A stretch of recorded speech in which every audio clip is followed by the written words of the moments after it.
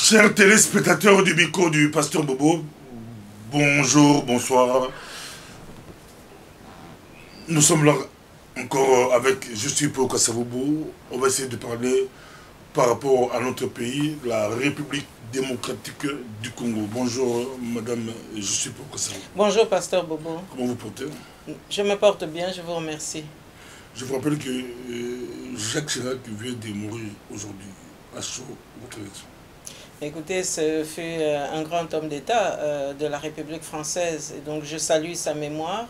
Et je me souviens que c'est un président qui était très ouvert par rapport à l'intérêt qu'on pouvait lui manifester. Moi, je me souviens qu'il y a quelques années, lorsque j'avais écrit mon livre « 12 mois chez Kabila », je lui avais dédicacé ce livre et il avait eu l'amabilité de me répondre, alors qu'il ne me connaissait pas encore à ce moment-là.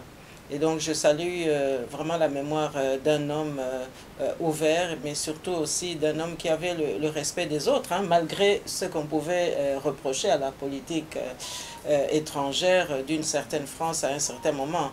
Mais en tant qu'homme, je salue vraiment Jacques Chirac parce qu'il m'avait témoigné énormément d'estime et j'ai encore la lettre dans mes archives. Aujourd'hui même, à l'ONU, à New York, Félix Tshisekedi vient de prononcer un discours à la 74e session de l'Assemblée générale de l'ONU. Vous l'avez suivi. Comment réagissez-vous à ce discours de Félix Tshisekedi? Bon, alors écoutez, moi je pense que je dois ici souligner le fait que je viens en tant que présidente de la diaspora congolaise, mais surtout en tant que responsable politique. Alors, pour moi, le problème, ce n'est pas de donner une appréciation par rapport, je dirais, à une idéologie politique. Moi, je crois qu'ici, mon devoir, c'est d'abord de défendre le Congo et le peuple congolais. Alors, à partir du moment où je viens pour défendre le peuple congolais, je dois tout de suite vous dire, Pasteur Bobo, que je suis vraiment triste. Triste pourquoi? Parce que pas plus tard encore que ce matin, j'ai reçu des informations très alarmantes par rapport aux conditions d'insécurité dans lesquelles vivent nos populations. Et vous vous rappellerez qu'il y a quelques jours encore, nous avons commenté l'intrusion de l'armée rwandaise dans notre pays et singulièrement dans la province du Congo central. Et donc, je suis triste parce que dans ce discours, je n'ai pas du tout entendu une seule fois évoquer l'occupation rwandaise. Alors que la réelle politique de notre pays aujourd'hui nous plonge justement dans cette réalité-là. L'occupation rwandaise, chacun sait quand même que ça fait une vingtaine d'années que nous sommes préoccupés par cette question. Il était avéré il y a quelques années que le Rwanda cherchait à protéger ses frontières en poursuivant les génocidaires de 1994. Mais on a vite compris que ce n'était pas du tout la poursuite des génocidaires, mais que c'était vraiment une agression militaire qui s'est doublée ensuite du pillage de nos ressources naturelles. Et donc l'enjeu aujourd'hui pour les populations congolaises, c'est bien l'insécurité qui est provoquée par l'occupation rwandaise, l'occupation militaire.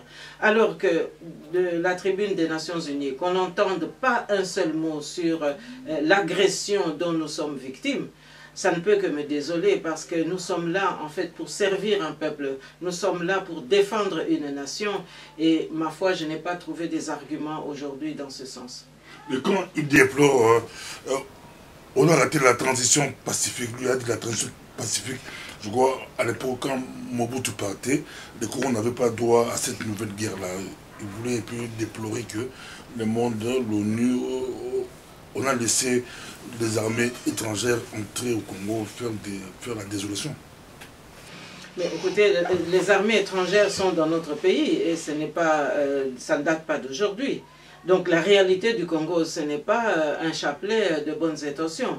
La réalité du Congo aujourd'hui, c'est l'appauvrissement systématique de nos populations à cause justement de cette agression rwandaise, de cette occupation. Parce qu'aujourd'hui, ce n'est pas simplement une occupation militaire, mais c'est aussi une occupation anthropologique, une occupation démographique et surtout une déstabilisation sociologique de nos contrées. Et donc, voilà, il y va de la survie de la nation congolaise. Et je n'ai pas vu justement une préoccupation être exprimée dans ce sens. Donc, ma foi, je ne sais pas si aujourd'hui il y a un nouveau règlement aux Nations Unies où les chefs d'État peuvent revenir 2 fois pour parler de leur pays. Mais en tous les cas, aujourd'hui, nous n'avons pas du tout entendu vraiment un plaidoyer pour la réhabilitation de l'intégrité territoriale de notre pays.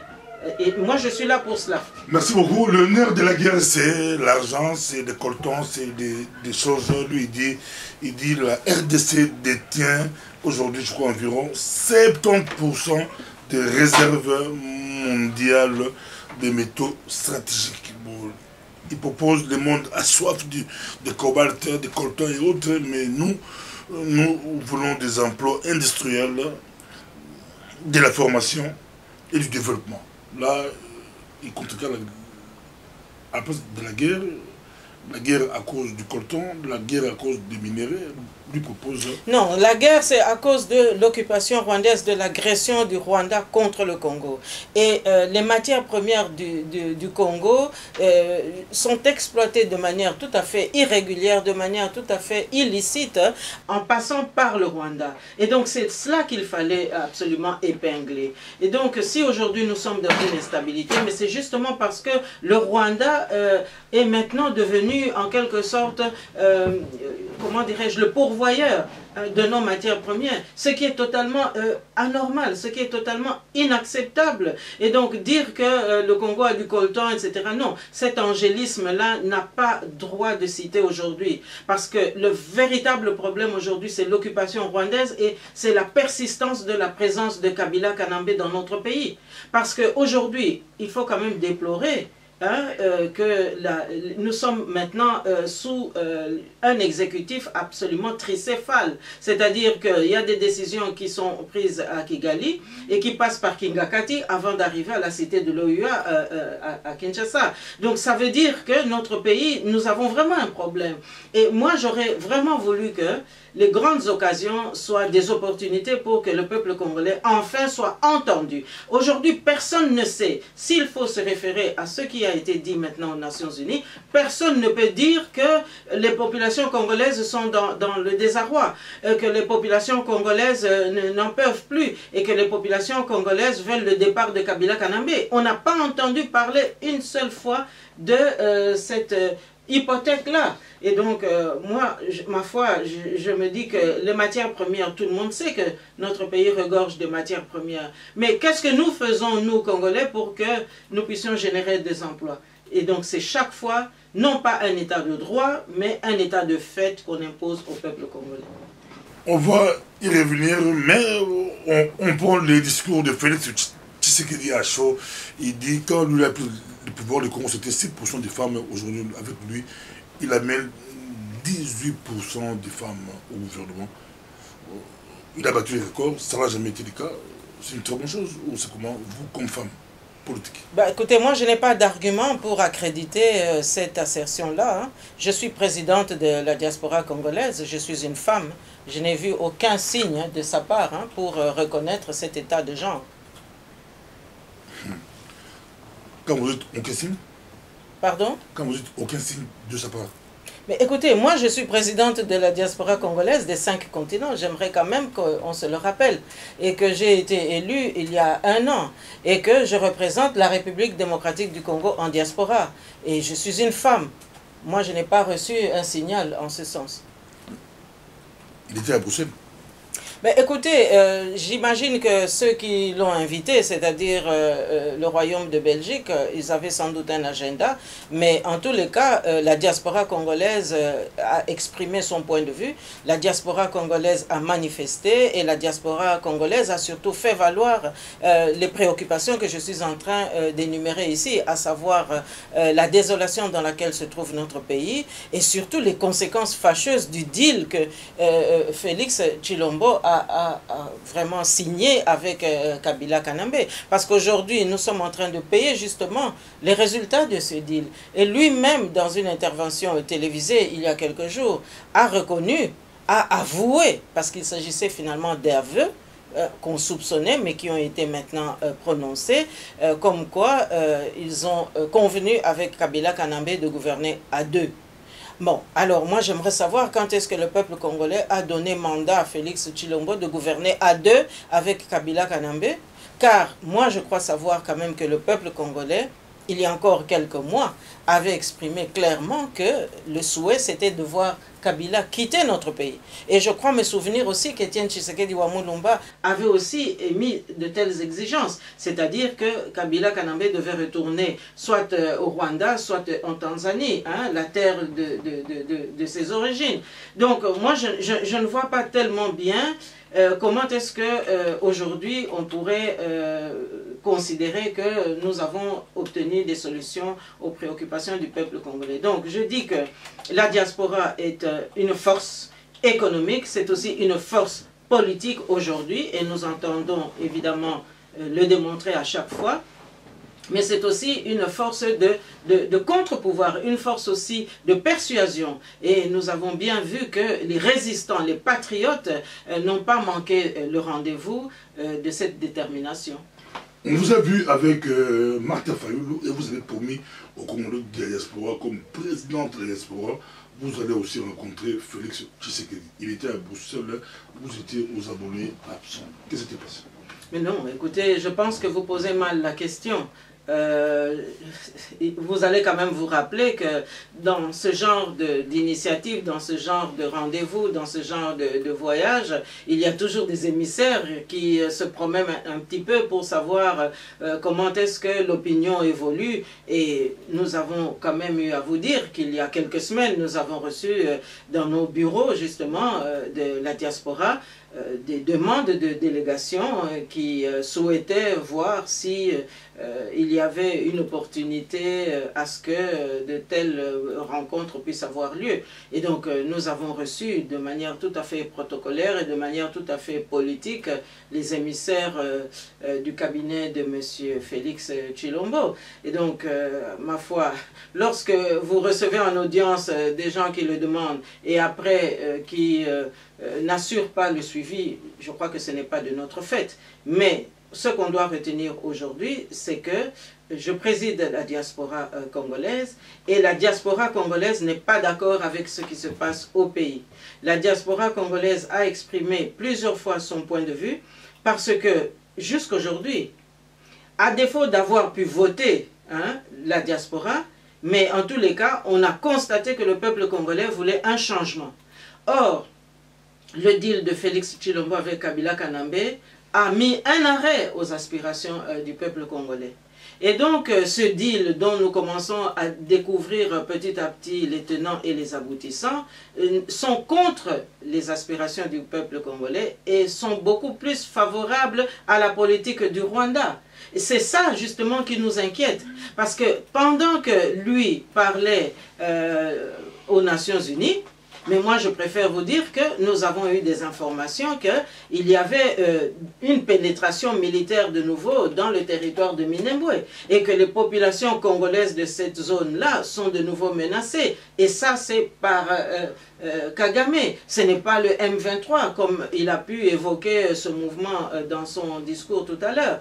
Donc, moi, je dis que les réalités du Congo sont des réalités vraiment très alarmantes et très inquiétantes pour l'avenir de nos enfants et pour l'avenir de notre nation. Parce qu'aujourd'hui, les menaces de balkanisation sont incarnées par Kigali. Et donc, toute cette tournée que Félix Tshilombo a effectuée, mais ça ressemble plutôt à un tourisme imposé par le tour opérateur qui part de Kigali. Et donc, aujourd'hui, nous voyons beaucoup plus une défense des intérêts du Rwanda que les intérêts du Congo. Notamment lorsque j'entends qu'il faut un assouplissement des sanctions. Mais les sanctions frappent justement ceux qui sont complices de l'occupation rwandaise, ceux qui ont été complices des massacres de nos populations, des massacres de millions de femmes et d'enfants et des vieillards de nos contrées. Donc, plaider pour l'assouplissement de ces sanctions, mais c'est justement rendre service à Kagame. C'est lui qui a besoin qu'on assouplisse ces sanctions, ainsi que son sous-traitant qui est Kabila Kanambe. Parce que Kabila Kanambe aujourd'hui, qui peut encore narguer un pays étranger qui vous invite pour empêcher qu'il y ait des signatures ici ou là, mais ça montre bien que l'exercice ici, aux dépens de Félix Tshilombo, c'était de démontrer que Kabila est toujours là et que c'est lui qui est le président faisant fonction de notre pays et que, ma foi, les ministres n'obéissent qu'à lui. Donc, ici, à mon avis, il y a un télescopage qui échappe totalement au commun des Congolais, mais nous sommes là, évidemment, pour attirer l'attention de tous que la situation n'est pas normale. Nous ne pouvons pas accepter ces dysfonctionnements, nous ne pouvons pas accepter ces irrégularités. Mais il y a aussi une analyse qu'il faudra faire par rapport au pays qui a invité Félix, parce que avant qu'il aille à New York, il est passé ici, vous venez de le rappeler justement. Donc là aussi, il y a matière justement à développer. Mais que répondez-vous à ceux qui disent que Félix Tshisekedi Tshilombo Antoine est favorable à un rapprochement avec les opposants, entre autres Justin Kassavubu, mais votre discours est radical, le radicalisme, votre discours, c'est votre discours qui empêcherait une rencontre Justine Kassavubu, Félix Tshisekedi ou Félix et les opposants radicaux. Mais nous ne sommes pas là pour encenser un homme. Nous ne sommes pas là pour préparer un dictateur. Nous ne sommes pas là justement pour mentir au peuple. Hein? Le système Ubwenge du Rwanda, nous ne sommes pas là pour pratiquer ce système. Nous sommes là pour donner les arguments qui peuvent conduire le pays vers sa véritable destinée de prospérité. Et donc, nous ne pouvons pas non plus accepter l'inacceptable, ce que lui a fait en faisant un deal aux dépens de l'opinion nationale. Et donc, à partir du moment où nous ne sommes pas entrés dans un état de droit, mais que nous sommes en train de subir un état de fait, eh bien, nous devons absolument rectifier le tir chaque fois que c'est nécessaire. Moi, je n'ai pas un discours plus radical que celui qu'Étienne Tshisekedi Mulumba avait. Alors, il répond de qui? Il répond maintenant de Kagame, ou bien il est censé répondre de son père? Et je crois que plus opposante que moi par rapport à son père, c'est difficile de trouver. Donc, à partir du moment où nous avons milité ici et que nous connaissons quand même quel a été l'itinéraire de la démocratisation du Congo du temps où il y avait le directoire de l'UDPS, ce n'est pas lui qui peut aujourd'hui dire que moi j'ai un discours radical. Parce qu'alors, à ce moment-là, on devrait nous expliquer par quel miracle il s'est trouvé en négociation avec Kabila Kanambe. Si ce n'est parce que Kabila Kanambe et les sous-traitants qu'il a à sa disposition avaient besoin justement d'exploiter le capital de popularité qu'avait Étienne Tshisekedi Mulumba, et la seule façon de le faire, c'était de corrompre, ou en tous les cas, de convaincre, et en tous les cas, de déterminer au sein de ses proches les éléments qui étaient les plus vulnérables pour accepter un tel marché, qui, je vous le dis, au regard du droit, de la morale et de la politique, c'est totalement contre-productif. Il dit que le pays est électrifié à moins de 10%, mais lui, il a des ambitions dans 10 ans d'électrifier le pays à plus de 60%. Oui, mais il ne dépend pas de lui de le faire, parce que nous avons dit ici que le pays est sous occupation. Il est en train de plaider des arguments qui sont favorables à Kagame, et nous avons bien vu que le ministre de la Défense qui devait l'accompagner aurait dû lui obéir. À ce moment-là, nous aurions pu souscrire au fait qu'il a de telles ambitions pour faire de notre pays telle et telle avancée dans telle période. Mais nous avons bien vu que dans sa délégation, il y a des gens qui ne répondent pas de lui. Donc, avec quelle autorité et avec quels moyens pourra-t-il remplir cette ambition, puisqu'il n'a pas de majorité au Parlement, il n'a pas de majorité au Sénat, et puis nous voyons bien que Kabila Kanambe reste le maître d'œuvre de la situation, et que c'est Kagame qui régente tout ce monde. Alors, dites-moi un petit peu, les intentions, les catalogues d'intentions, nous en avons aussi dans notre programme. Regardez, dans notre site internet, nous avons aussi un programme pour amener le Congo vers le progrès, vers le développement. Mais il faut quand même avoir les moyens de sa politique. Et je pense qu'ici, l'honnêteté aurait dû quand même apporter un peu plus de modestie, parce que aujourd'hui, Félix Tshilombo n'a pas du tout les moyens de sa politique. Il est totalement inféodé à la volonté de Kagame. Parce que moi, je préfère vous dire que ce deal, c'est vraiment c'est un drame pour le peuple congolais. C'est vraiment un drame. Parce que Kabila Kanambe n'est pas congolais. Il est rwandais ou tanzanien. On est en train maintenant de nous donner même toutes les ramifications à partir des pays de l'Afrique australe dont il est originaire. Alors comment est-ce que un fils du pays peut aller aussi loin que de collaborer avec lui, alors qu'il a des frères et des sœurs avec qui il aurait été beaucoup plus préférable de prendre contact pour voir quelle est la meilleure solution pour amener notre pays vers le progrès. Il a préféré aller négocier avec Kabila Kanambe. Alors dites-moi, je ne sais pas si vous voyez un horizon lointain par rapport à un tel deal qui contrevient aux espérances du peuple congolais. Oui, oui, on vous suit partout à travers le monde. C'est le micro du pasteur Bobo. Ici, on voit bien Madame Jussipo Kassabobo. Elle, l'urgence, c'est l'occupation. Il faut ôter l'occupation dans notre pays. Mais pour Félix Tshisekedi à l'ONU, aujourd'hui, il a déclaré pour lui, pour Félix, l'urgence, c'est l'éradication de la faim et de la misère. Mais la faim et la misère est justement provoquée par l'occupation rwandaise qui est en train d'étouffer le développement du peuple congolais. Regardez un petit peu comment est-ce qu'on est en train de spolier nos terres, comment est-ce que l'intrusion rwandaise est en train de pénétrer dans nos régions, dans nos provinces. Allez voir ce qui s'est passé dans le Congo central, je l'ai déjà évoqué il y a quelques instants, mais revenons aussi à un récent passé. Que s'est-il produit dans les deux provinces du Kasaï il y a encore quelque temps? Mais c'était justement de mettre tout à fait à nu et en tous les cas de neutraliser tous les nationaux qui osaient lever la tête parce qu'ils ne voulaient pas qu'on puisse prendre leurs terres, étant donné que l'exploitation sauvage de nos terres par l'occupant et les multinationales qui sont justement derrière, eh bien, voulaient absolument s'accaparer de ces terres de façon tout à fait illégale. Donc, on ne peut pas dire que on va combattre la pauvreté, on va combattre la misère, tout simplement en le disant, alors qu'on sait très bien que cet appauvrissement de nos populations a été provoqué justement pour que notre pays soit sous le joug de la dépendance, que notre pays ne puisse pas se relever et que notre pays puisse aller à l'implosion. Et on y a même rajouté la graine du tribalisme pour exacerber encore davantage nos populations vers la division. Et donc moi, je suis au regret de constater que les véritables enjeux n'ont pas été évoqués.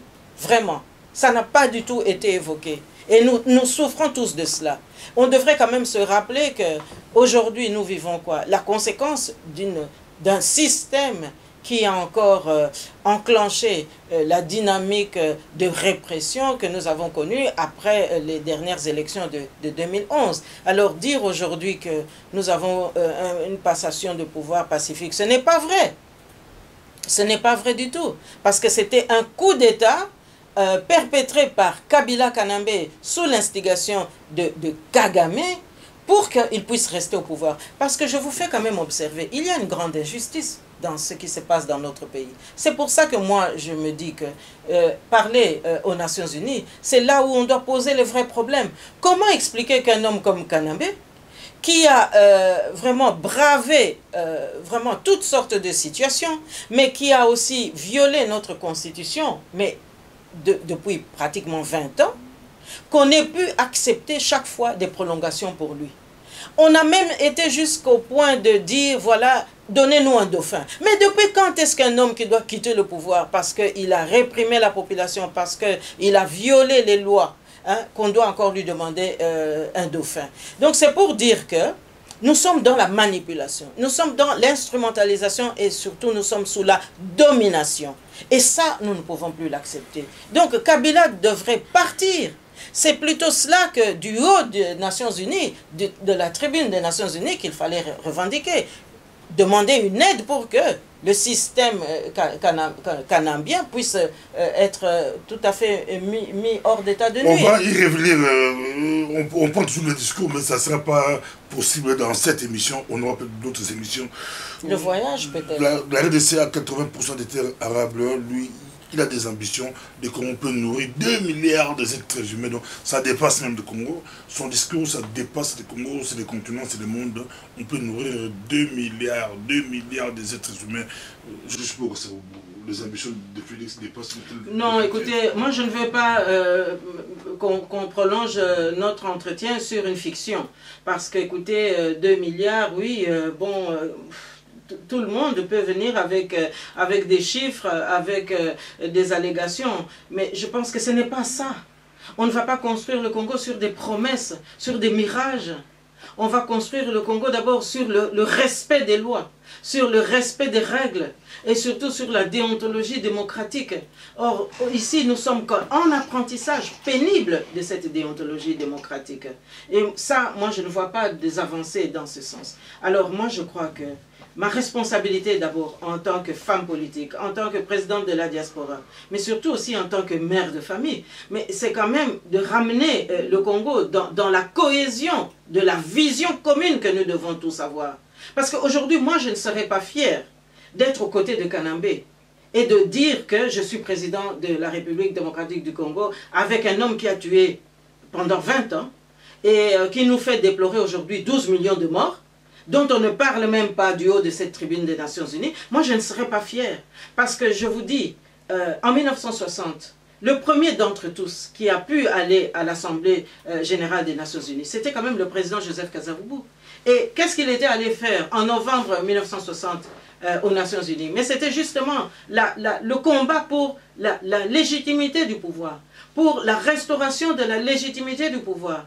Et il est revenu au pays vainqueur de cette dualité qu'il opposait avec la délégation concurrente que les Lumumbistes avaient aussi envoyée aux Nations Unies. Donc, depuis l'origine de notre État indépendant, eh bien, le Congo est toujours à la quête de la restauration de la légitimité. Et ici, c'est aussi une préoccupation majeure.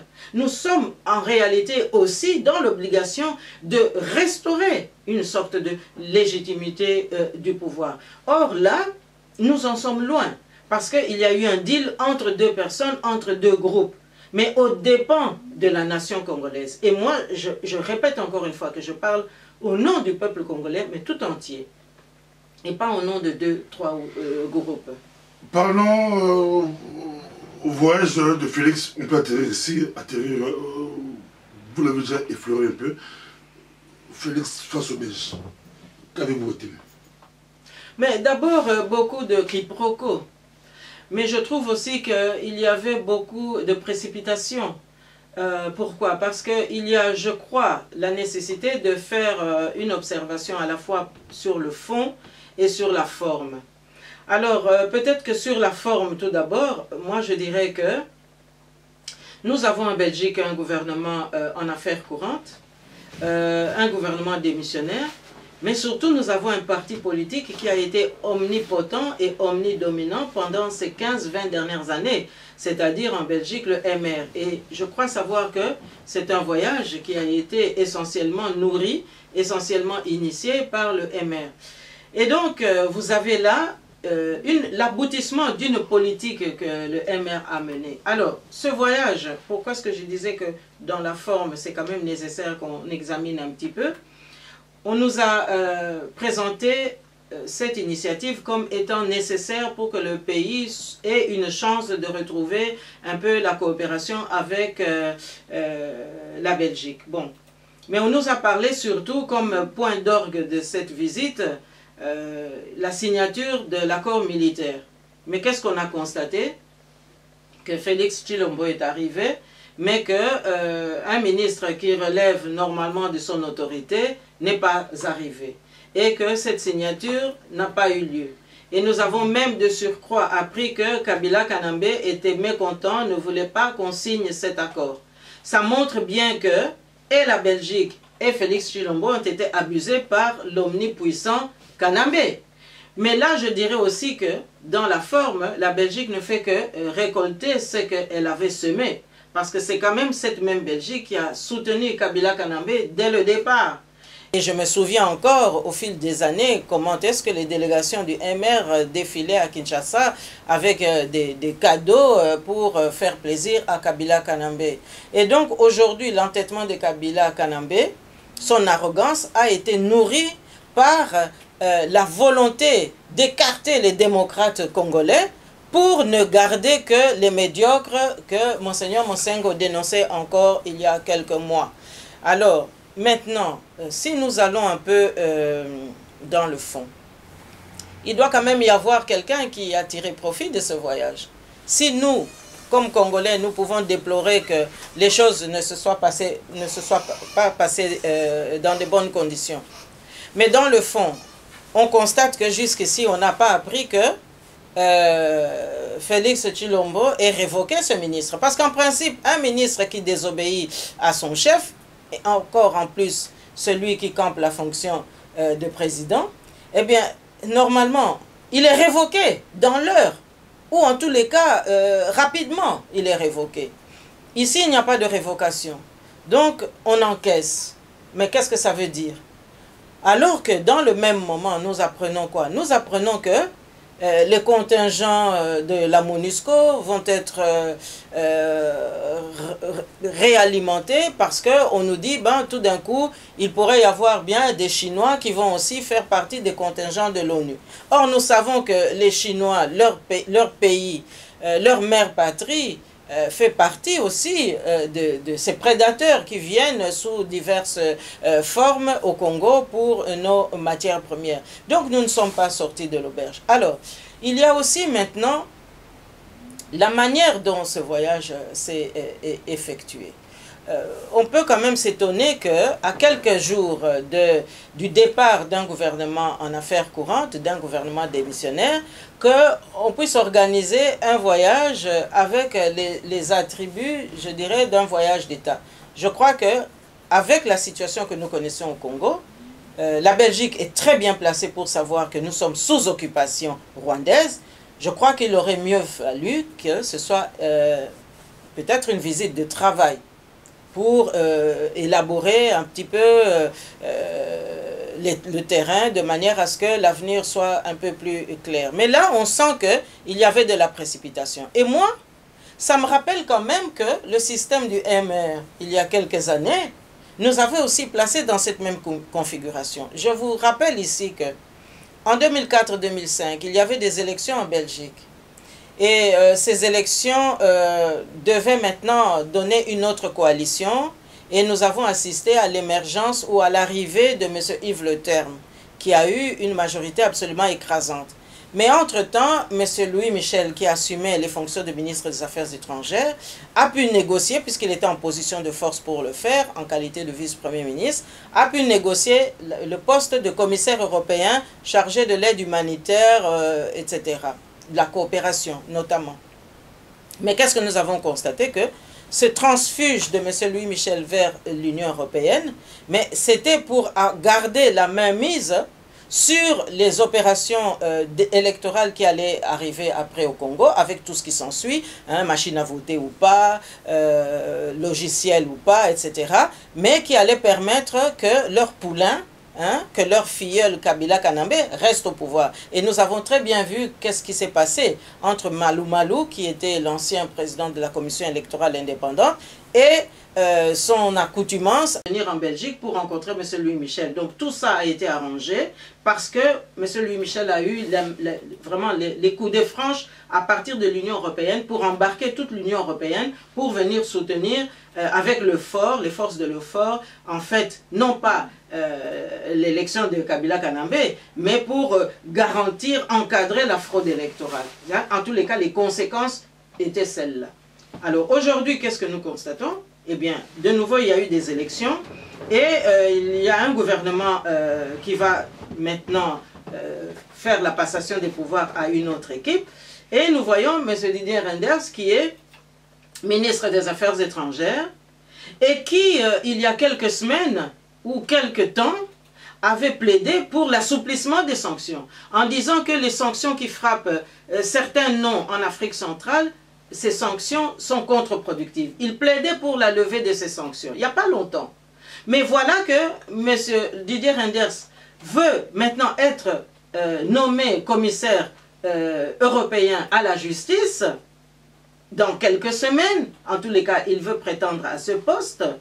Mais alors que nous avons justement l'injonction de Kigali sur Félix Tshilombo d'exiger l'assouplissement des sanctions. Donc, en quelque sorte, moi je pense que M. Didier Reynders peut être un des bénéficiaires de ce voyage. Parce que, une fois que vous arrivez à l'Union européenne, mais vous avez maintenant la possibilité de prendre comme argument que, mais non, la République démocratique du Congo elle-même a demandé la levée des sanctions. Donc vous, Union européenne, nous, Union européenne, pouvons aussi maintenant lever les sanctions. Allons-y, levons tous les sanctions. Donc à mon avis, ils sont tous instrumentalisés par Kagame. Donc normalement, c'est le discours de Félix autour de la levée des sanctions, c'est pour donner des arguments au futur, je pense, je ne sais pas s'il aura ce poste, mais aux futures ambitions de M. Didier Reynders comme commissaire à la justice, parce qu'à ce moment-là, il aura l'impérium pour imposer à toute l'Union européenne la levée des sanctions. Donc, vous voyez que nous sommes là, victimes d'une politique qui a pris corps depuis plusieurs années. Hein, ça a été bénéfique à Louis Michel à l'époque, il a soutenu, grâce à son rôle au commissariat européen, il a pu soutenir Kabila Kanambe. Et moi, je crains que demain, ce discours, lever les sanctions, mais c'est justement pour que demain, lorsque Didier Reynders va partir à la Commission européenne, que nous, Congolais, nous soyons encore bloqués, parce qu'il y aura quelqu'un à Bruxelles, Schuman, pour dire, mais non, non, levons les sanctions. Donc ça voudra dire que les femmes congolaises pourront continuer à être massacrées, ça voudra dire que Kagame aura encore les coups de franche, ça voudra dire que l'agression rwandaise ne cessera pas. Donc moi je me dis qu'il y a eu des couacs du point de vue de notre souveraineté nationale, mais il doit quand même y avoir un bénéficiaire que moi je pense être M. Reynders. Merci beaucoup. On aura le temps d'y revenir peut-être dans une prochaine émission, mais une question que je pourrais terminer ici. À l'ONU, il fustige l'assassinat de Lumumba. Il dit à l'ONU que si Lumumba n'a pas été assassiné, le Congo allait peut-être être autrement. Mais ici à Bruxelles, il dit mon autre Congo, mon autre Congo. À l'ONU, Lumumba, s'il a été assassiné, je crois, il avait aussi la complicité des Belges. Mais ici, il dit mon autre Congo. Mais alors déduisez vous-même, Pasteur Bobo. Hein? Où est la sincérité? Je crois que c'est très clair. Donc on ne peut pas dire que voilà, c'est mon autre Congo et puis en même temps fustiger. Ça montre bien que le discours est une injonction. Ce n'est pas lui qui est en train de lire. Il est en train simplement d'émettre des éléments qui sont nécessaires pour que les prédateurs de notre pays, en l'occurrence les occupants rwandais, trouvent vraiment une voie de passage. Donc évidemment, lorsqu'on doit fustiger la mort de Lumumba, je trouve que c'est aussi irresponsable de le faire aujourd'hui. Parce que tout le monde sait quelle a été la tragédie de notre pays. Tout le monde aujourd'hui déplore cette tragédie. Mais je constate aussi que plus de 50 ans après l'accession de notre pays à l'indépendance, on ne pourra pas construire le Congo chaque fois lors des grandes occasions, au lieu de fustiger l'occupation rwandaise, qui justement est en train de meurtrir nos populations, pour lesquelles justement ces héros de l'indépendance avaient payé cher leur vie, mais on préfère retourner encore dans le passé pour secouer je ne sais quel cocotier qui ne nous servira à rien. On a vu, la Belgique elle-même, qu'est-ce qu'elle a donné? Une petite place, une petite plaque Donc c'est ça pour elle, rendre hommage à nos héros. Donc je trouve que nous entrons dans un ridicule lorsque nous entrons dans ce jeu-là, voyez-vous. Donc moi je pense que fustiger et dire que c'est mon Congo, je trouve que vraiment il y a là un angélisme qui est totalement hors de propos lorsqu'on prétend défendre une population de 80 millions de citoyens. Et moi je pense qu'aujourd'hui les 80 millions de Congolais se sentent vraiment un peuple en otage. Vous, entre Congo, c'est la Belgique ou la Suisse? Écoutez, je ne me situe pas sur cette échelle de comparaison parce que le moment n'est pas à cela. Nous sommes aujourd'hui dans un contexte qui est vraiment alarmant pour notre pays. Notre pays va à la dérive. Depuis le coup d'État de Mobutu, nous n'avons jamais pu établir la filiation historique dans les règles du droit et de la démocratie. Et donc aujourd'hui, comme hier avec le cannabisme, eh bien nous sommes encore dans un état de fait. Et donc nous sommes dans des irrégularités. Nous sommes encore dans la loi du plus fort. Nous sommes encore dans un rapport de force qui est totalement disproportionné par rapport aux aspirations du peuple congolais. Et donc le peuple voudrait rejaillir dans une nouvelle espérance, mais au contraire, aujourd'hui, nous sommes en train de voir le tribalisme qui est exacerbé, parce que je préfère vous dire qu'aujourd'hui, ceux qui sortent sur les balcons pour acclamer un tel ou un tel, ce sont des gens qui réagissent par rapport au tribalisme. Or, moi, je crois savoir que le peuple congolais ne veut pas du tribalisme. Le peuple congolais n'est pas dans ce jeu-là. Et nous devons nourrir ce peuple dans la cohésion. Merci beaucoup. C'était juste un peu Kassavoubo au micro du pasteur Obo. Elle a réagi par rapport au discours du président Félix Tshisekedi et à son voyage ici en Belgique. Vous avez 2 minutes, 2 minutes pour terminer. On aura d'autres temps parce que... Mais ce que moi je voudrais simplement ajouter encore ici par rapport aux arguments que nous avons développés aujourd'hui, c'est quand même que je pense que la préoccupation nous choque encore plus de défendre d'autres pays lorsque par exemple nous entendons évoquer les vagues migratoires en Méditerranée du haut de la tribune des Nations Unies pour dire que il y a tant d'Africains qui meurent parce qu'ils quittent leur pays à cause de l'instabilité. Mais parler de la vague migratoire qui se passe en Méditerranée, pendant que nous avons des vagues migratoires au Congo même, dans les pays frontaliers, mais qu'est-ce qu'on dit de cela?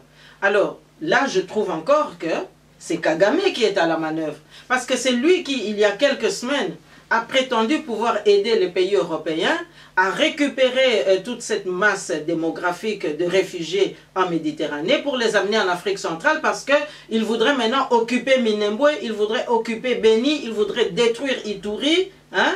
Tout ça parce qu'il veut se montrer magnanime par rapport aux Occidentaux. Mais aux dépens de qui? Aux dépens du peuple congolais.